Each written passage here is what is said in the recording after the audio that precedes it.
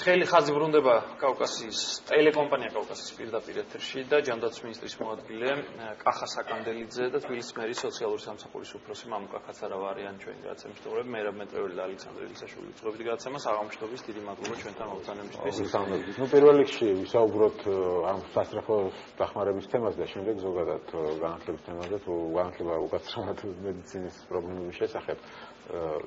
რა მოხდა, რატო გაათავისუფლებთ, ვინ გაათავისუფლეთ, თუ კომპეტენციაში შედიოდა სასწრაფო ხელმძღვანელის გათავისუფლება და რა პრობლემები ამით მოგვარდა პრობლემები დღეს. მივესალმებით ტელემაყურებელს, განთავისუფლება ჯერ არ მოხდა სასწრაფო მასე გავწევდა. ხო, გარკვეულად მსჯელობა მოგეხსენებათ, რომ 2 დღის წინ მინისტრთან იყო გაფართოებული სხდომა წარმომადგენლობითი დათბირი გადაწყვეტილებებთან დაკავშირებით, რომელსაც ესწრებოდა პარლამენტის 2 კომიტეტის თავმჯდომარე ქალბატონი ეკაბესელია, ბატონი დიმიტრი ხუნდაძე, ბატონი კახა, საკმაოდ წარმომადგენლობითი შეხვედრა იყო და ჩვენ ვიმსჯელეთ სასწრაფოში შექმნილ სიტუაციაზე.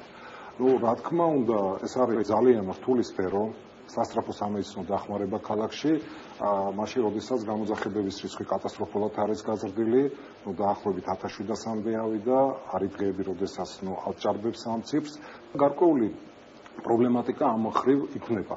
მაგრამ ეს დათბირი რასაკვირველი არ იზღვნებოდა დირექტორის საკითხს, ეს იყო იმ საინიციატივო ჯგუფის მიერ წარმოდგენილი მოთხოვნები, რომელთაც ისინი ბოლო 6 თვის განმავლობაში აყენებდნენ, მაგრამ ეს არ იყო მათი ბოლო მოთხოვნები, ეს არ იყო რაღაც მათი ახალი დაწყებული მოქმედებები. ჯერ კიდევ უკვე ნოემბერში მათ დააყენეს საკითხი ადმინისტრაციის გამოცვლაზე. წინა ადმინისტრაციის მოგეხსენებათ, რომ ჩვენ დეკემბერში შევცვალეთ ადმინისტრაცია. მაშინ რასაკვირველია, გულდასმით მოვისმინეთ მათი მოთხოვნები, მე დარწმუნებული ვიყავი, რომ ისინი გულახდილები იყვნენ თავიანთ მოთხოვნებში, დეტალურად შევისწავლეთ, რა თქმა უნდა, ჩვენ ყოველთვის ვსწავლობდით სასწრაფოს ხელმძღვანელობის და ადმინისტრაციის ფუნქციონირებას, მაგრამ იყო იქ გარკვეული პრობლემები. ერთი მნიშვნელოვანი პრობლემა ეს იყო კომუნიკაცია ხელმძღვანელობას და სასწრაფოს ექიმებს შორის. რამაც მიგვაღებინა ის გადაწყვეტილება, რაც მივიღეთ, ანუ ჩვენ მაშინ შევცვალეთ სასწრაფოს ადმინისტრაცია. ამის შემდგომ დაინიშნა ახალი დირექტორი კახა ჩიხრაძე, რომელსაც მე პირადად ვთვლი, რომ არის უდიდესი პროფესიონალი, არის ძალიან კვალიფიციური სპეციალისტი და ყველა დამეთანხმება აბსოლუტურად ვინც ჩახედილია ამ სფეროში. ვინც იცის კატასტროფის მედიცინა, ვინც იცის გადაუდებელი მედიცინა, რომ ის არის მართლაც დიდი პროფესიონალი. მაგრამ ამ საკითხის გადაწყვეტაში, რა თქმა უნდა, კონსულტაციები ჩვენ გავიარეთ ჯანდაცვის სამინისტროში, პირადად ჯანდაცვის მინისტრთან, ბატონი დავით სერგეენკო ძალიან კარგად იცნობს ჩიხრაძეს და ჩვენ ის ერთობლივად დავნიშნეთ დირექტორად.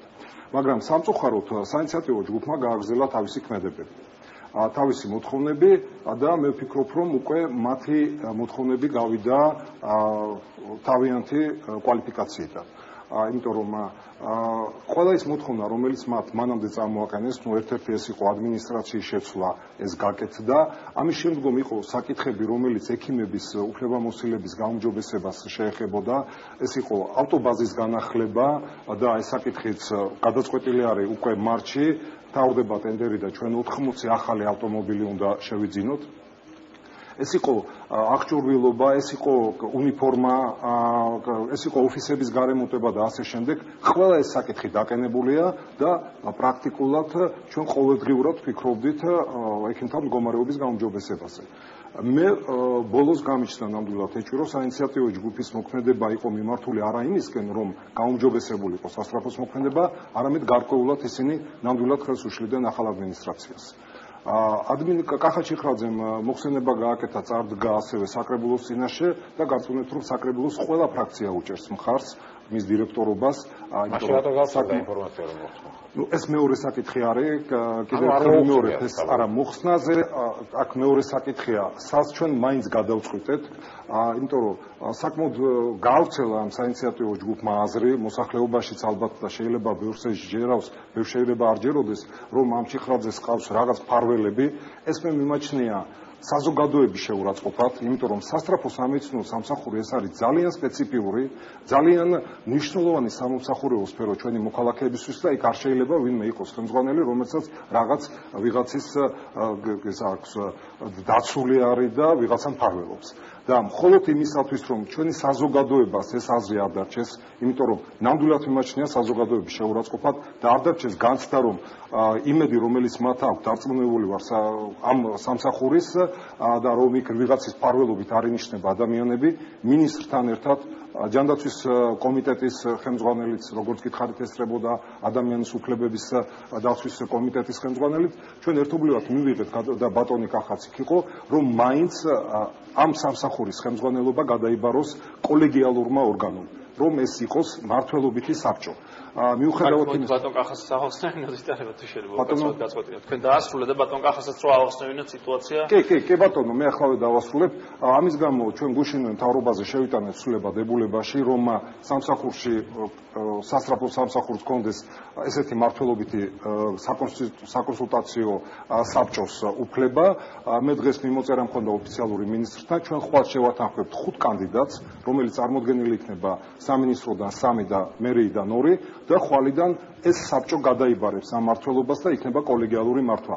ანუ ყველა გლობალური საკითხი, რომელიც გადაწყდება მომავალ უახლოეს პერიოდში, მაინც სჭირდება ხელმძღვანელი უბრალოდ ხელის მოწერისთვის, იმიტომ რომ არის რა თქმა უნდა პროცედურები, არის ალბათ არ დარჩება მაგრამ არა ჭირხაძე და 5 კაცი არ არის საუბარი კიდევ ვიმეორებ ეს იქნება კოლეგიალური ორგანო და მეც მიმაჩნია რომ ეს იყოს სწორი გადაწყვეტილება იმისათვის რომ ჩვენმა საზოგადოებამ კარგად გაიგოს რომ იქ არაფერი ფარული არ ხდება და ყველაფერი გამჭვირვალეა რომ ყველაფერი კეთდება იმისათვის რომ ქალაქს კონდეს გამართული სასწრაფო სამედიცინო დახმარება ასევე ვთხოვთ რა თქმა უნდა პარლამენტის კომიტეტსაც ჯანდაცვის კომიტეტს რომ იყოს წარმომადგენელი და ასევე საკრებულოს ჯანდაცვის კომისიას ერთი იმიტომ რომ როგორც მაკონტროლებელი რომ ამ პერიოდის განმავლობაში ეს ყველაფერი გამომდინარეობს ბატონო მერაბ შექმნილი სიტუაციიდან ამის აუცილებლობა ნამდვილად არის მაგრამ კიდევ ვიმეორებ შეიქმნა ეს გარემოება რამაც განაპირობა თქვენ როგორ ამოიწურა პრობლემა შეგიძლიათ თქვათ რომ ექიმები რომ შიმშილობენ და კარავს დასცემენ ცოტა უცნაური ამბავია და თქვენ შეგიძლიათ თქვათ რომ დღეს საბოლოოდ ისე შეთანხმდით რომ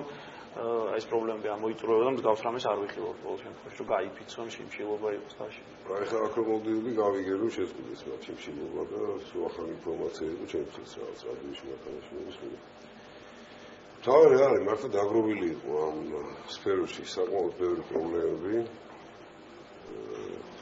სხვადასხვა სახის ალბათ რა ეს დიდი სამსახურია თქვა ის რომ იქ მუშაობს 2000 ადამიანზე მეტი ადამიანს 1200 ადამიანს 1200 მეტი არა არა 1200 80 ბრიგადა არის ყოველდღიურად რომელიც ჩართულია ამაში თავისი ზოლიან უმცროსი ექიმიან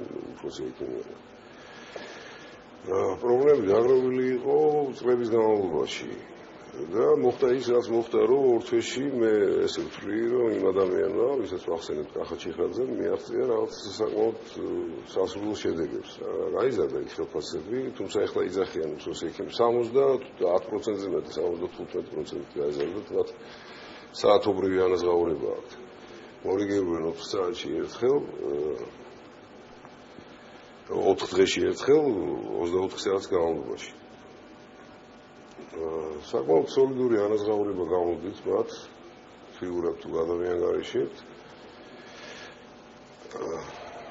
და მოხდა ისე რომ მათ განაცხადეს უმცროსმა ექიმმა რაღაც პრეტენზია და მათგან დაიწყო ეს ყველაფერი ეს იყო რაღაც გასაკვირი იმიტომ რომ რაღაც მათ კომპეტენციას ნამდვილად ხდება ის საკითხები რომელიც მათ დააყენეს ეს იყო რაღაც სამუშაო საათები დასვენების საათები და იყო ჰოსპიტალიზაციის პრობლემა რომელიც რაღაც ჯანდაცვის პოლიტიკის თემას უფრო განეკუთვნება ვიდრე მათ კომპეტენციას. იყო ამაზე საუბარი, დალაგდა ქალაქში ლუკაზე 10 კლინიკა მოზრდილებისთვის, სადაც შეიძლება გადაეყვანათ და ეს არ დამთავრებულა ეს პროცესი გრძელდება და 7 კლინიკა ბავშვებისთვის.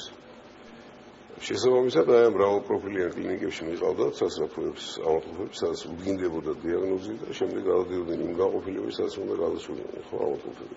რადგანაც აი ეს პრეტენზია დააყენეს პირველ რიგში და შემდგომ რაღაც დასვენების საათები არ ყოფნის და არის ქალაქში რა თქმა უნდა, დაგვიანებებიც არის სასწრაფოსი, არის პრობლემა შესაძლოა დასვენების, არის რა თქმა უნდა რაღაც დღის გარკვეულ მონაკვეთებში დრო იმისა, რომ მათ კონდეთ იმის საშუალება დაისვენონ, შეთავაზებულიც იყო რაღაც დღის განმავლობაში 9 საათი, ოღონდ არა პიკის საათებში, როცა გადატვირთულია ქალაქი და არა იმ დროს, როდესაც აი ღამის საათებში არის რომ გამძაფრებულია რაღაცა შემოტევა ამ მიმართულებით და უფრო მეტი მოთხოვნა მასზე. ასე რომ აბსოლუტურად გაუგებარი იყო მიუხედავად ამისა, არაერთ გზის შეხვდა ხელმძღვანელობა ცალკე, შეხვდა ცალკე სამინისტროს ხელმძღვანელობა, ქალბატონი მარიამ ჯაში არაერთხელ შეხვდა, ესაუბრა ამათ, აუხსნა თავისი უფლებამოვალეობების და ისიც, რასაც ვაპირებდით და რაც ბატონმა მამუკამ აგერ განაცხადა, რომ საკმაოდ კაი პროგრამა დაინერგა. ახლა მე იმდენი საბუთი წამოვიღე და იმდენი დოკუმენტი, რომ არ ვიცი, მე წლების განმავლობაში ალბათ ამდენი არ შექმნიდა, რაც აი ბოლო ურთულში შეიქმნა. პროგრამა ზუსტ ჩამოყალიბებული, როგორ უნდა გაუმჯობესდეს ამ სამსახურის მუშაობა, საით უნდა წავიდეს, როგორ უნდა მიხედოთ ექიმსაც და ავადმყოფსაც, რა თქმა უნდა, რომელიც მისაშვილად მიდის და პრაქტიკულად რაც შესაძლებელი იყო აი ამ მოკლე ვადებში ყველაფერი გაწერილია. არ ვიცი, აი ამაზე მეტი რა შეიძლება გაკეთდეს. მიუხედავად ამისა, მოხდა ისაც მოხდა, რომ გამოაცხადეს შიმშილო, მიუხედავად იმისა, რომ შიგნით შინაგანაწესის დარღვევებიც იყო მათი მხრიდან.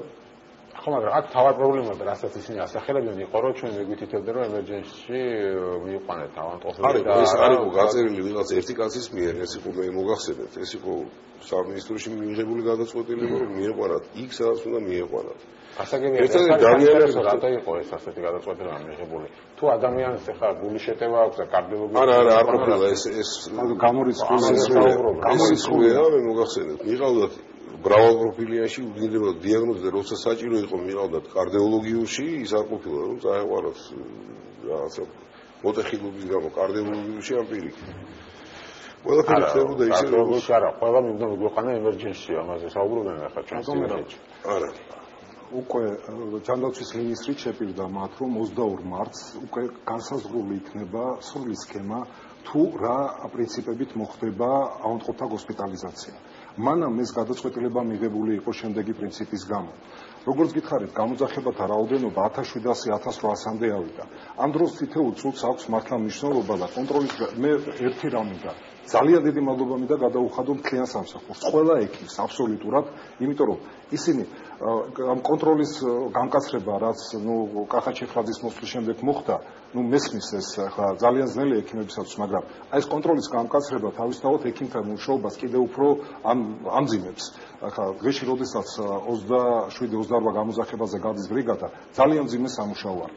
და ყველა მთელი საზოგადოების სახელით მინდა ამ ექიმებს გამოუცხადო მადლობა.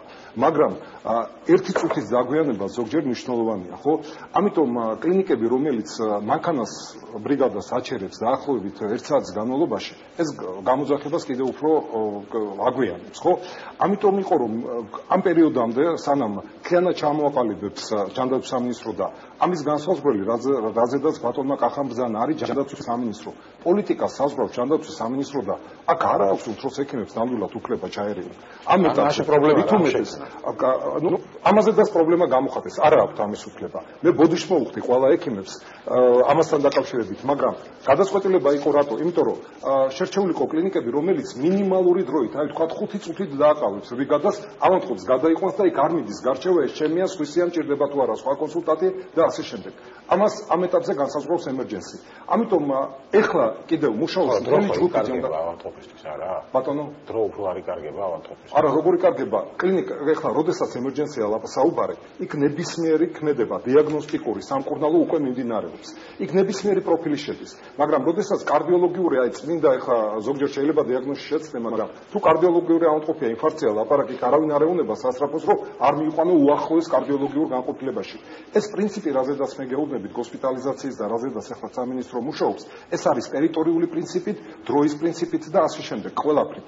და ზუსტად ამაზეა საუბარი. ავადმყოფი გადაყავს ემერჯენსს და მაშინვე იწყება კვლევა. ანუ ის ხდება უკვე მაღალტექნოლოგიური კვალიფიციური მომსახურების ქვეშ. მაგრამ ეს იყო დროებითი ფაქტორი იმისათვის, რომ ზუსტად ეს პერიოდი დაემთხვა სეზონურ გრიპს, რომლის დროსაც გამოძახებები იზრდება, სწორედ ამ დროს, თორე ეხლა უახლოეს პერიოდში 1200-მდე ჩამოვა ისევ გამოძახება, რომ მაქსიმალურად მინიმალური ყოფილიყო დაყოვნება ჰოსპიტალიზაციის პერიოდში.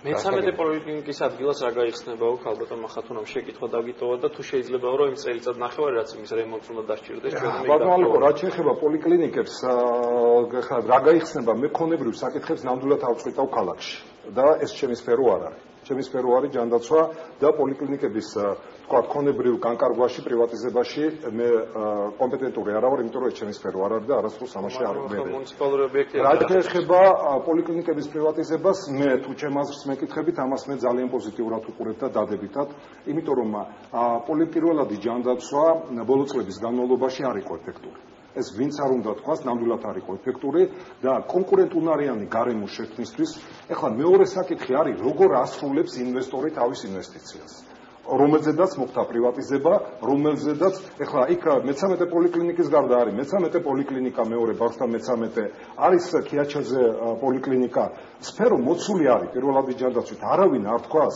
რომ ტერიტორია ძველ თბილისში პოლიკლინიკის გარეშე რჩება არავინ არ მითხრას ეს მაგრამ მეორე საკითხია პრივატიზებული პოლიკლინიკა როგორ ასრულებს თავის ვალდებულებას აი რაზედაც მე ბოლოს მოუსწარი სამწუხაროდ გზაში ვიყავი შეიძლება თუ არა დაბრუნება რა თქმა უნდა თუ ის საინვესტიციო ვალდებულება რომელიც ჩადებული ქონდა ინვესტორს შეძენის დროს და ნამდვილად გეტყვით რომ 1 და 2 ლარად არა ამას ალბათ კომპეტენტური ორგანოები გადაამოწმებენ ესე ძვირად ქონების გაყიდვა რაც ბოლო პერიოდში მოხდა პოლიკლინიკებთან დაკავშირებით არ ყოფილა მაგრამ მეორე საკითხი არის სამედიცინო ის საინვესტიციო ვალდებულებები გაყიდვასთან ერთად ეხლა ძალიან ბევრი პოლიკლინიკა იყო აბსოლუტურად ამორტიზირებული მათ ვალდებულებებში უდევთ მათი აღჭურვა მათი აბსოლუტურ კონდიციამდე თანამედროვე კონდიციამდე მოყვანა და გარდა ამისა ეს იყო ერთადერთი გზა მე ამაზე ძალიან ხშირად ვინიცია იგივე პარლამენტის კომიტეტში განმარტებები იგივე ჯანდაცვის კომისიაზე საკრებულოში ხშირად დაუსვამთ ეს შეკითხვა როგორ უყურებთ მე პრივატიზებას მე პირადად ამას დადებითად უყურებ იმიტომ რომ ამ კონკურენტუნარიანი გარემოს გარეშე პირველად ჯანდაცვა იგივე დაკავშირებით თქვა კერძო კლინიკებში თუ უსმენთ ბატონ ჯანაშიას მექიმებს აქვთ რაიონში თვეში 10 ლარი ხელფასი 5 ლარი აქ საუბრობთ 24 ლარი და ასე შემდეგ ანუ კერძო კომპანიას მიაქვს მოგება თავისთვის და ექიმს აძლევს 10 ლარი ხელფასს 10 ლარზე იმუშავებს ექიმის ადგილი არ არის მე სიტყვა ვახსენე კონკურენტუნარიანი კონკურენტუნარიანი ჯანდაცვის გარეშე ჩვენ წინ ვეწავთ ჩვენ ჯანდაცვას ვერ განავითარებთ თუ ჩვენ რეალურად გვინდა შევხედოთ მდგომარეობას ეხლა 10 ლარიანი ექიმი თავისთავად კვალიფიკაციის მხრივ მე მაგალითად ჩემ შვილს არ მევიყვან ხო და ხა რაიონში კონკურენტუნარიანი გარემო აი მაგ არა რაჭა არ ვიცი მე გეუბნებით თბილისთან დაკავშირებით ეხლა მე ქალაქის მე ჯანდაცვის პოლიტიკას მე არ გავსწავლ თბილისში არ არის ეს დიდი აი გეუბნებოდა რომ მაგალითად ერთ-ერთ პოლიკლინიკაში კაბატონი მარინო გეუბნებოდა რომ არის 24 ლარი ექიმის ხელფასი არც 24 ლარი იმიტომ გეუბნებით კიდევ ვიმეორებ კონკურენტ 24 ლარიანი და არც 100 ლარიანი ექიმი დღეს თავისთავად იმ პასუხისგებლობას ვერ აიღებს რაც ექიმის პროფესია არის ურთულესი და ძალიან საპასუხისგებლო ამას უნდა თუ იღებენ ბატონ ალეკო ექიმის ადგილი არ არის დასაქმების ადგილი რომ ვიღაცას დიპლომი კიდევ ვიმეორებ ჯანდაცვას ანვითარებს კონკურენტუნარიანი გარემო ურჩევნია სხვაგან წავიდეს და სხვაგან იმუშაოს რა კიდევ ვიმეორებ თუმცა ეს პოლიტიკა მაინც სამინისტროზე არა სამინისტროზე მე ჩემ ხედვას გეუბნებით მეც ექიმი ვარ და მე ჯანდაცვის სფეროში მიმუშავია 20 წელი პრაქტიკულ ჯანდაცვაში პრაქტიკულ ქირურგიაში სანამ თქვა მერიაში მომიწევდა გადმოსვლა და სფერო კარგად ვიცი ვერ ვითარდებოდა ვერავითარ შემთხვევაში კონკურენტულ კიდევ ვიმეორებ იგივე ჯანდაცვის სამინისტრო იწყებს თანდათანობით დაზღვევაზე გადასვლას ხო ეხლა ერთიანი პოლიკლინიკური სახელმწიფო ქსელი რომ იყოს კიდევ ვიმეორებ ეს არის ჩემი აზრი პრაქტიკულად სახელმწიფო როგორც ადრე ანაწილებდა აი ამ ფუნქციებს ისე გადაანაწილებდა კერძო სადაზღვევო კერძო პოლიკლინიკები უკვე კონკურენტუნარიან გარემოში თავსდებიან და ვინც უკეთეს ვარიანტ შეთავაზებს, ვის უკეთეს ადმინისტრირებას, ვის უკეთეს მენეჯმენტს, ვის უკეთეს სამედიცინო მომსახურებას, მასთან გააფორმებს ჯანდაცვის სამინისტრო. მაშინ როდესაც თუ არის მარტო სახელმწიფო ქსელი, სამინისტრო ვალდებულება. ეს არის ჩემი ხედვა. ჯანდაცვის განვითარება. ჯანდაცვის სამინისტროს ხედვა როგორია, ბატონ კახთბერას გეტყვით. რა ცოტა უსნაურად ჯგერს რომ პოლიკლინიკა იყიდება, იქ რაღაცა შეიძლება რა ვიცი, კაზინო გაიხსნას. ბატონ ალეკო, კაზინოზე არ ამაზე არ არის. პოლიკლინიკა იყიდება სამედიცინო ვალდებულებებით და სამედიცინო საინვესტიციო ვალდებულებით. იქ პოლიკლინიკა იმისთვის არ იყიდება, რომ კაზინო გაიხსნას. მაგრამ ის პოლიკლინიკის ძველი შემადგენლობა ხო გადაყავთ სადღაც 8-ჯერ ნაკლებ ფარჩი, რომელიც არის მოუწყობელი და მოუწესრიგებელი. იმას ხო ხალხი აკეთებს. ვალდებულება ზუსტად ის არის, რომ მე მაგას გეუბნებით, რომ იქ გადაიყვანოს უკეთეს ფარჩი. იქ პირობები მთლიანად როგორც ექიმისთვის, მარტო ავადმყოფს ხო არ შევყავთ. რაღაცა ინვესტორი ან ის არის, რა ქვია, ბიძინა ივანიშვილი და ანგიჟი. აპატიეთ გამოთქმის თუ მოქმედ პერსონალს თუ სადღაც უშვებ, მაშინ შენ იქ რას აკეთებ? თუ რამე სხვა ბიზნესი არის. იგითხავთ რომ მოქმედ ან ბიზნესი, არავით არის ბიზნესი, იქ მთლიანად ყველაფერი განსაზღვრულია ვალდებულებაში, რომ იქ უნდა იყოს სამედიცინო დაწესებულება და შეასრულოს იმ მოცულობითი სამედიცინო პასუხისგებლობა, რაც შეეხება პირველად ჯანდაცვას. თქვენ ამ ყველაფერს როგორ ხედავთ? ჩვენ ახლა დიდად ჩახედულები ვიყავართ მე და მერაბ, მაგრამ ნუ იმდენს მაინც წინასწორებმა გვითხრეს, რომ კარგად ვერ არის საქმე. ხა ექიმი რო 100 ლარს აიღებს და 24 ლარს აიღებს, ან 300 ლარს თუნდაც, ახლა თლად კარგად იქ საქმე არ არის. ამ პოლიკლინიკა რო იყიდება, ეს თავისთავად აპროტესტებენ ამას და ქუჩის აქციებს მართავენ. ხო, სიმართლე გითხრათ, რა თქმა უნდა, გასაოცარია, იმიტომ რომ დღევანდელ კანონმდებლობაში პრეზიდენტის ბრძანებულებით არის ეს საჯარო სამსახურში მინიმალური ხელფასი ანაზღაურება არის 155 ლარი და კერძოში არის 20 ლარი. როცა დავინტერესდი ამ თემით და მე დიდი ხანი არ ვთქვათ, ამ სფეროში დაბრუნდი, შეიძლება ესე ითქვას. აღმოჩნდა რომ სწორედ ამ კატეგორიის ადამიანებზე ყოფილა ეს გათვლილი, რომ არის არსებობს ჩვენ საუბედუროთ, რომ ანაზღაურება არის 20-25 ლარი ექიმების. რა თქმა უნდა, ოპტიმიზაცია მე მეთანხმები ამაში ბატონო ამუკას, არ შეიძლება რომ კლინიკა იყოს იმ მდგომარეობაში, პოლიკლინიკა რა მდგომარეობაშიც არის და მიიღოს და კვალიფიციური რაღაც მომსახურება გაუწიოს მოსახლეობას. მეორე მხარე ის ვალდებულები, რომელსაც იღებს ინვესტორი, რომელიც ამბობს, რომ მე აქედან გავაკეთებ ისეთ ადგილს შევქმნი, ისეთ სამუშაოს, რომ ანაზღაურება ექიმსაც კარგი იქნება და პაციენტის კმაყოფილი იქნება. ნუ აქ რაღაცა არის რაღაცა ეჭვს ბადებს ბევრი მომენტი, ძალიან რთულია ახლა ჩემთვის რომ თქვა, რომ აი კონკრეტული შემთხვევები ჩამოთვალო, მართლა გამიჭირდება, იმიტომ რომ ყველა რამდენად პრივატიზებული ობიექტი არის რაღაც სამართალ დაფცავ სტრუქტურებში გადასულია ეს საქმე და არის შესწავლის საგანი. ესე მოხდა ის, რასაც ვლაპარაკობთ, ხო, ქალაქის ცენტრში არის 3 პოლიკლინიკა, რომელიც ფაქტობრივად რაღაცა ოპტიმიზაციას მოითხოვს. ეს ერთ თემა. მეორე თემა ის კვალიფიკაცია, რა ექიმები მოიმსახურებიან და მესამე თემაა, რომ ეს ყველაფერი მოხდეს ისე, რომ რაღაც მოსახლეობა მიგზნოს შვება აქედან, ხო, აქედან გამომდინარე. ამიტომაც ეს საზღვაო სისტემა, რომელიც ამუშავდა, ჩვენ ვფიქრობთ, რომ რაღაც დაძლევს გარკვეულწილად იმ პრობლემებს, რომელიც არ მოიშვა და მეორე მხრივ რაღაც ვესწრებით, რომ ოპტიმიზაციის მომენტი არ იყოს ისე კინონური, რომელიც არის დღეს. ავტომატები ბატონოლეკ, რომ იგივე ზუსტად ეხება სასტრაფოს და პოლიკლინიკას. ახლა, კაი 2 წლის წინაც პოლიკლინიკა იყო სახელმწიფოსი, მაგრამ არაფრის მომცემი ეს არ იყო. ზუსტად ამას გითხარით, რომ ეს იყო აბსოლუტურად უეფექტოდ ვერ იმუშავა. ეფექტურობარეთი განისაზღვრა. კონკურენტ უნარობის გარეშე ეფექტურობას ვერ მივიღებთ. და საუბარი რაზეა ზუსტად ამან. ერთმანეთთან კონკურენტუნარიანი ჯანდაცვალ კრიტერიუმი რა არის?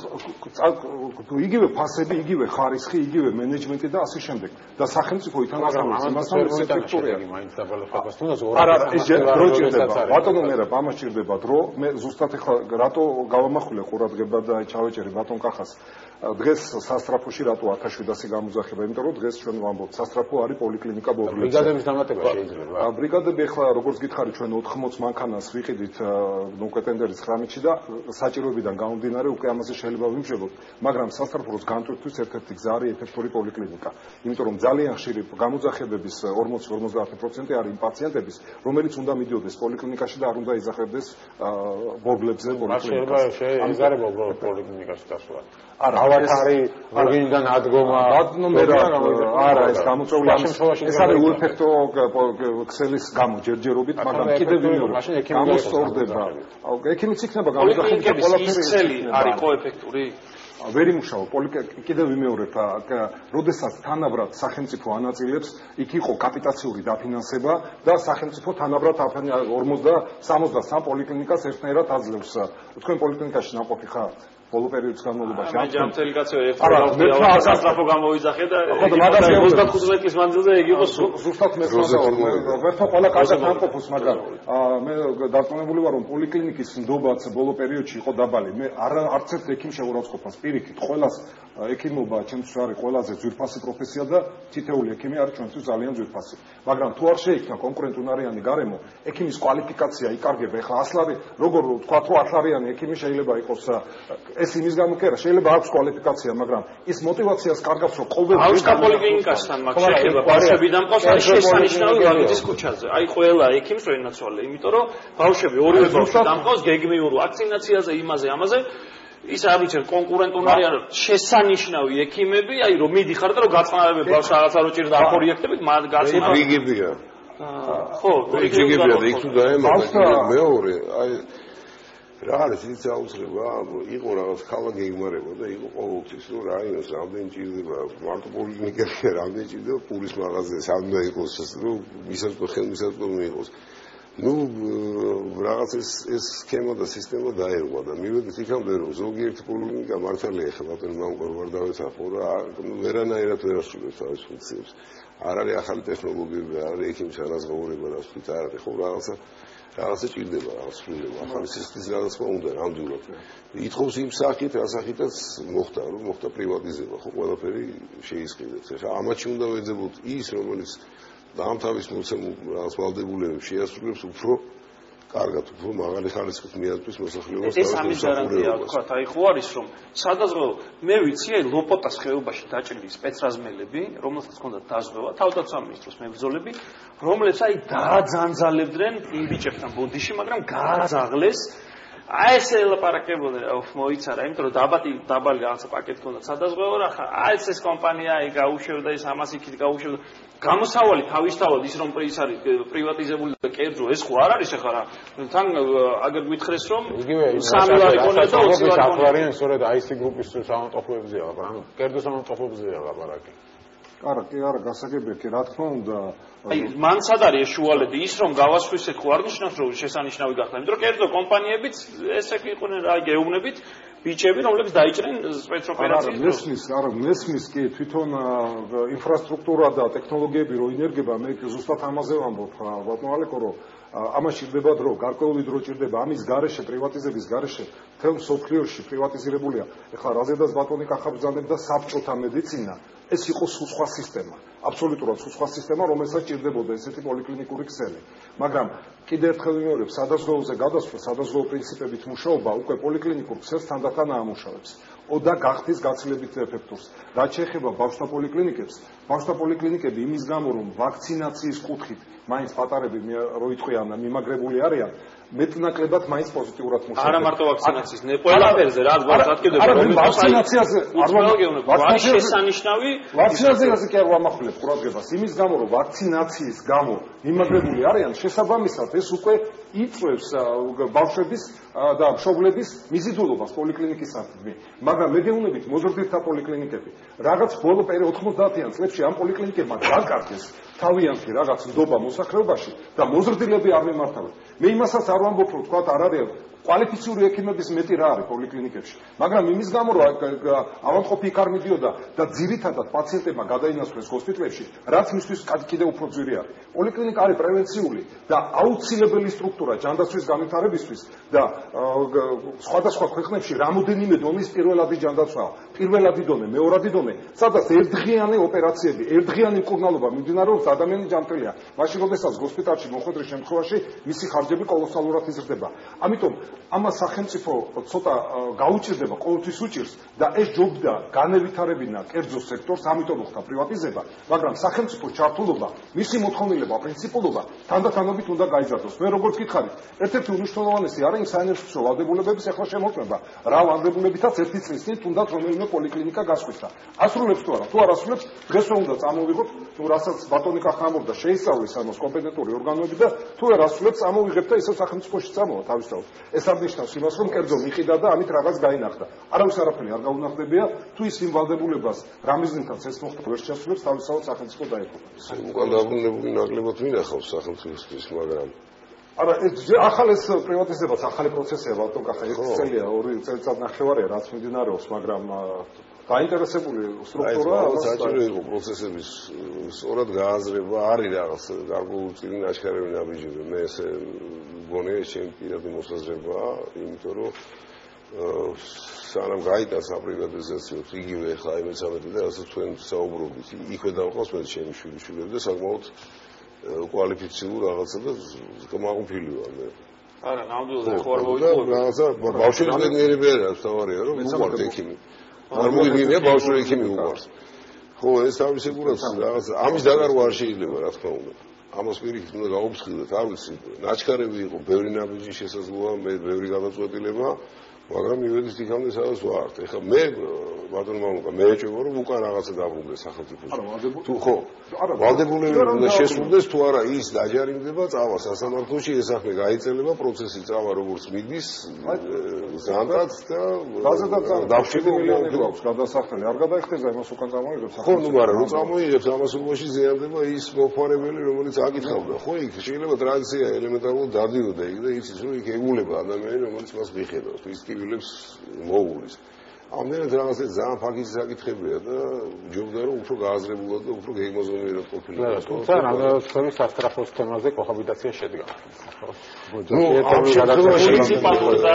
ამ შემთხვევაში ვეთანხმები ბატონ მამუკას რომ არის პროფესიონალი ადამიანი რომელიც ხელმძღვანელობდა ამას მოხდა ისე რომ ნუ რაღაცა არ ვიცი გადაყვა ეს კაცი იქ შესაძლოა კანონით სულ ყველაფერი კანონიერად გააკეთა მე მინდა გითხრათ განთავისუფლა ის ადამიანები რომელთაც დარღვევები ჰქონდათ ერთს კონტრაქტის ვადა გავუვიდა დანარჩენებმა გარკვეულწილად რაღაცა მორიგეობაზე უარი თქვეს გვიან დაარეკეს რომ აი დღეს ვერ მოვალ და სხვა იპოვნეთ და მე მოძებნეს რა თქმა უნდა და მორიგეობა არ ჩავარდა მაგრამ ნუ ეხლა მათი მონაცხრობი ცოტა სხვანაირია და სხვანაირი შინაარსად.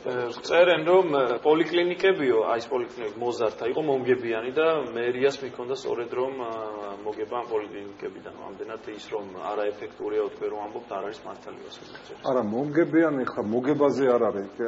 მოგებაზე კი არ არის ბატონალება საუბარი. ნუ მით უმეტეს ბავშვთა პოლიკლინიკები განსაკუთრებით ახლა არა იყო რამოდენიმე პოლიკლინიკა რომელიც გინდათ მე-13 აი რაზედაც თქვენ ლაღიძის ქუჩაზე ხო? ძალიან წარმატებული პოლიკლინიკა არა იგივე საკაი მე-6 სამკურნალო პროფილაქტიკური ცენტრი იყო, მე-5 სამკურნალო პროფილაქტიკური ცენტრი იყო კი მომგებიანი პოლიკლინიკები, მაგრამ ესენი მუშაობდნენ აი შპს-ის პრინციპით, შპს-ები იყვნენ პოლიკლინიკები და ნუ ყოველ შემთხვევაში ხა ერთის პრივატიზებას რო ახდენ და მეორესას არა, აქაც უკვე ირღვევა გარკვეული ბალანსი, ამიტომ შედეგი მეორებ, ჩემი ხედვა შეიძლება სხვა ადამიანს ხა ჯანდაცვის ზმაყიდულობდა ხოლმე ძალიან ის რაგია. ხშირად უარდებოდა ეს სამედიცინო ის რაგია ის მე ნამდვილად ვეთქვით ბატონ კახასაც უთხარი ამის წინ კითხა ეს პოლიკლინიკებთან დაკავშირებით და ქონებრივ საკითხებში არასდროს არ ჩავრივარ. ნამდვილად არ ვიცი ვინ რა იყიდა, იმიტომ რომ ეს არ არის ჩემი საკითხი და მით უმეტეს ამას შეიძლება. არა, მაგიმჯერა, იმიტომ რომ ეხა პირფერობა არ შემიძლია, მაგრამ ისიც შემიძლია ვთქვა, რომ მერიაში ძირითადად მუშაობენ ის ადამიანები, რომლებიც რა ვიცი, ეს საკითხები კიდე ღმერთმა უწევს. აი ეს ორგანოები რაღაცები გაარკვევენ, მაგრამ თქვენ ხართ ერთ-ერთი და რამდენიმე ადამიანია ვინც მართლა გულისხმიერად ეპყრობა ხოლმე თან წარმომადგენელს. რატომაც ვადასტურებთ ჩვენ კოლეგასთან დაკავშირებულად ეს მივაგებთ. კოდოები რაღაცას ხილობდნენ. კოდოები საერთოდ ბევრ ამას ხილობდნენ მათი ოჯახი, მაგრამ კარგი რაღაცაში გავერკვეთ, რაღაცაში ვერ გავერკვეთ, პრობლემები რო რჩება ეს ფაქტია. პრობლემები რა თქმა უნდა. ჭიაბერაშვილი რო დარჩენილიყო, ვიცი რომ გამართავდა ამ ყველაფერს, მაგრამ აი რა ვიცი. ოქრო სამედიცინო სფეროს როგორი ექსპერტი მოაშორეს ამ იმას. ჭიაბერაშვილი რო დანიშნეს, რას ფიქრობთ? გამაგები. და გამახსენდა უცბად.